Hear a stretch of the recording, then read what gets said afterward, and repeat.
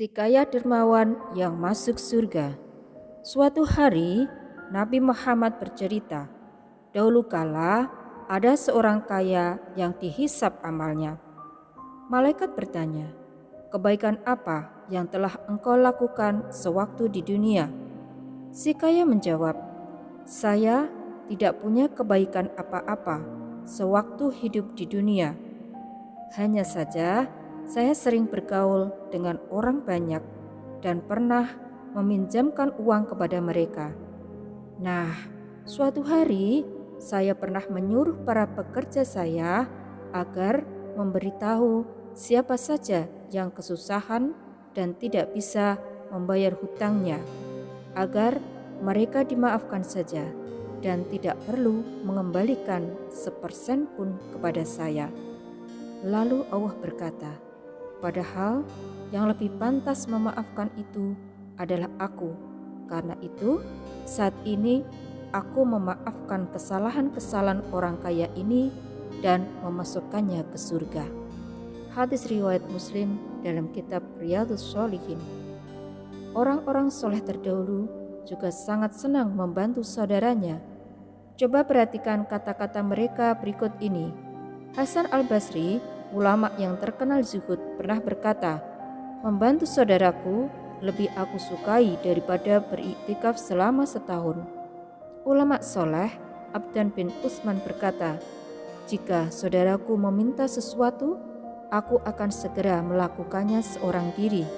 Jika tidak sanggup, aku meminta bantuan kepada saudaraku yang lain. Jika tidak sanggup juga, aku meminta bantuan kepada para penguasa untuknya. Atau perkataan seorang tabi'in, Muhammad Munkadir, di dunia ini tidak tersisa lagi kelezatan dunia kecuali membantu saudaraku. Subhanallah, mereka adalah orang-orang hebat, pintar, dan gemar membantu saudaranya.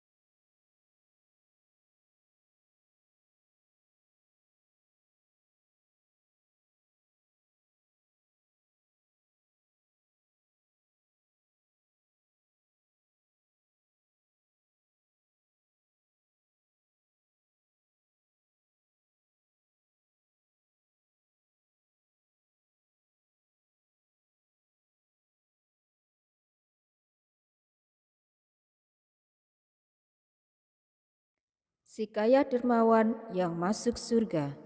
Suatu hari, Nabi Muhammad bercerita, dahulu kala ada seorang kaya yang dihisap amalnya. Malaikat bertanya, kebaikan apa yang telah engkau lakukan sewaktu di dunia?